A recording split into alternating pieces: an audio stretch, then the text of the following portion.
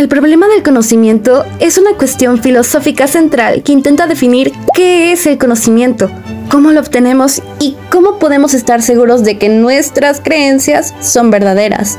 Los filósofos se han preguntado durante siglos si es posible tener conocimiento verdadero, y si es así, ¿cómo distinguirlo de meras opiniones o creencias?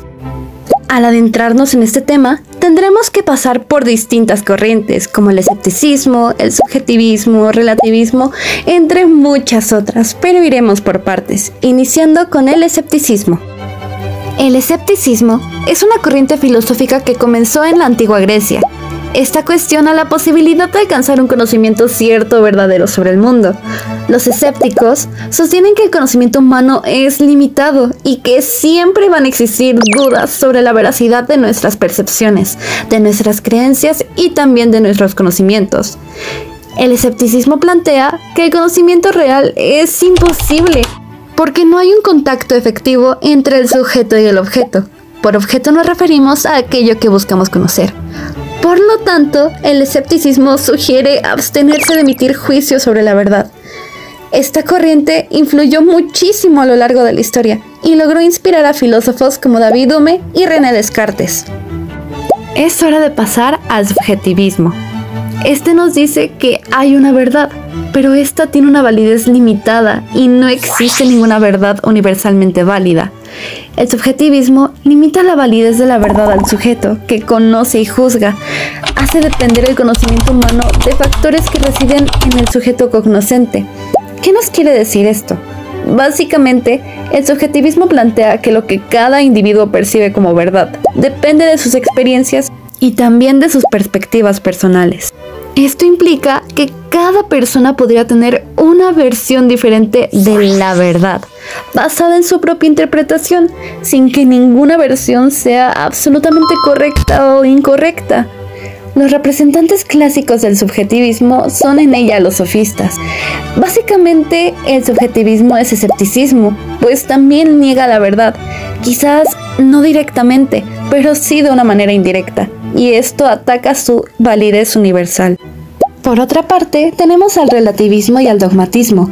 El relativismo sostiene que la verdad y los valores dependen del contexto cultural, social o individual, es decir, no existen verdades universales.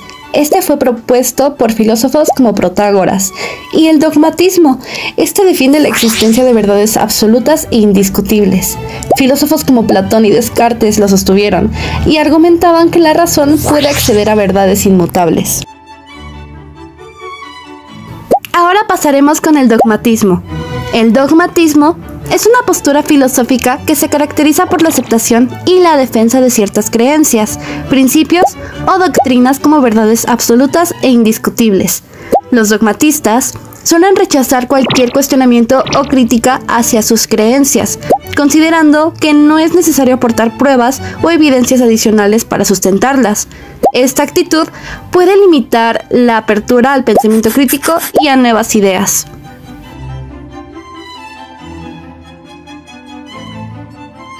Ahora pasaremos a los dos tipos de método, el método empírico y el método intuitivo.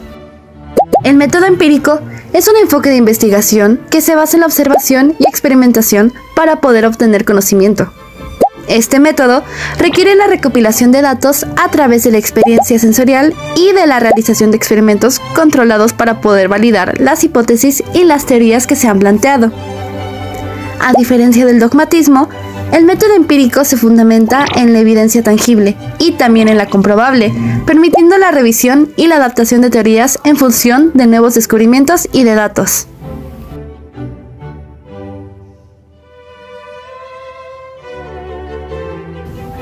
Por otro lado, tenemos al método intuitivo.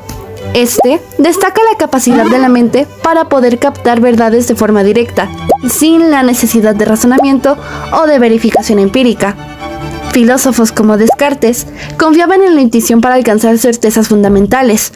En este enfoque, la razón es secundaria, ya que algunas verdades se consideran evidentes de inmediato. Filósofos racionalistas como Leibniz y Spinoza creían en principios innatos en el entendimiento humano.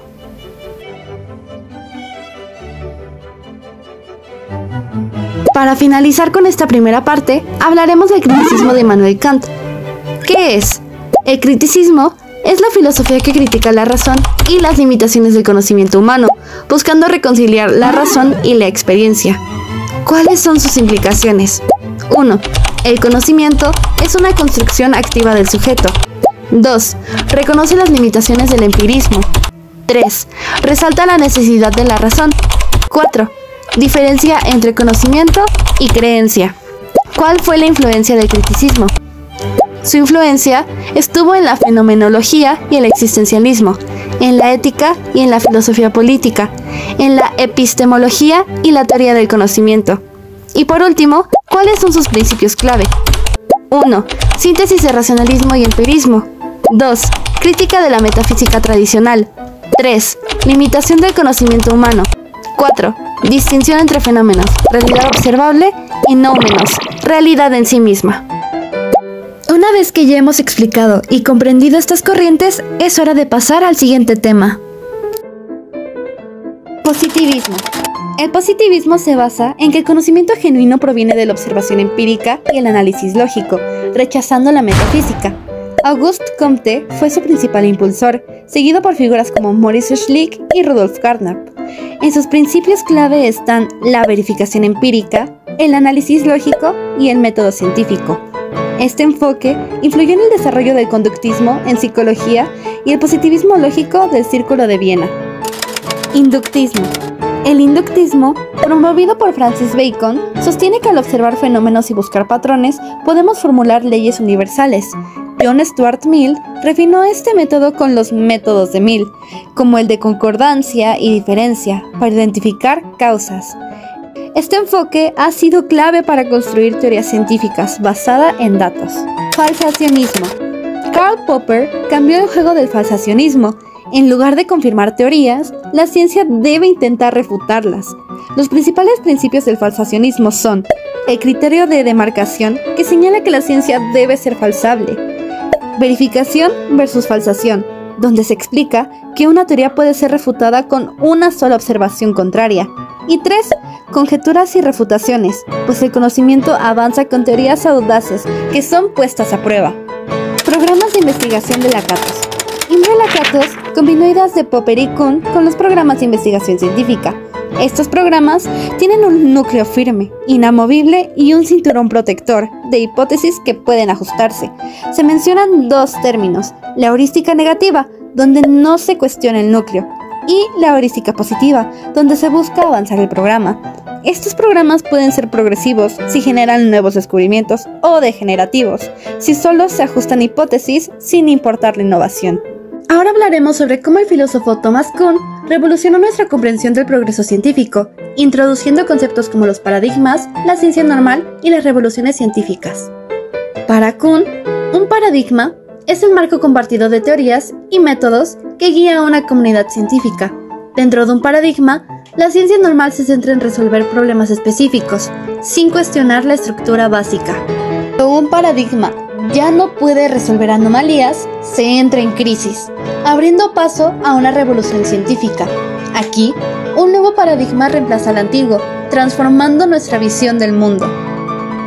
Kuhn nos muestra que la ciencia no siempre avanza de manera lineal, sino a través de cambios radicales. ¿Qué piensas de su teoría?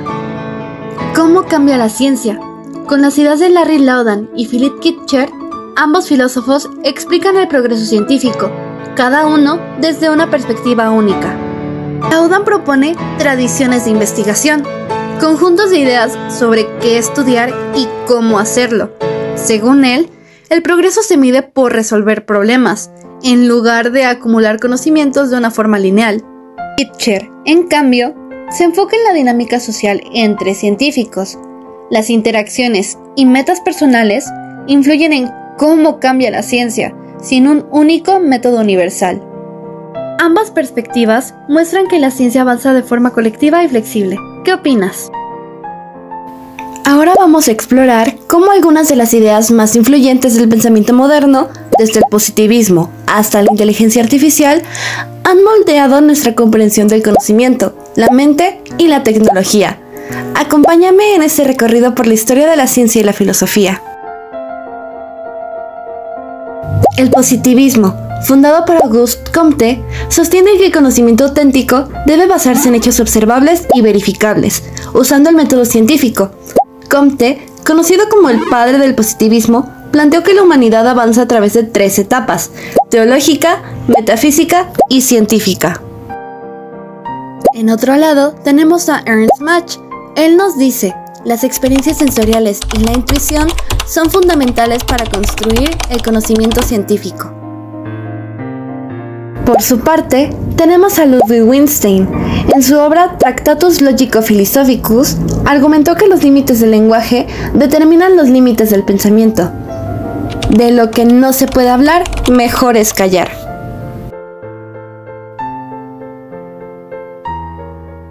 La revolución cognitiva comenzó después de la Segunda Guerra Mundial, cuando los avances tecnológicos inspiraron nuevas formas de entender la mente.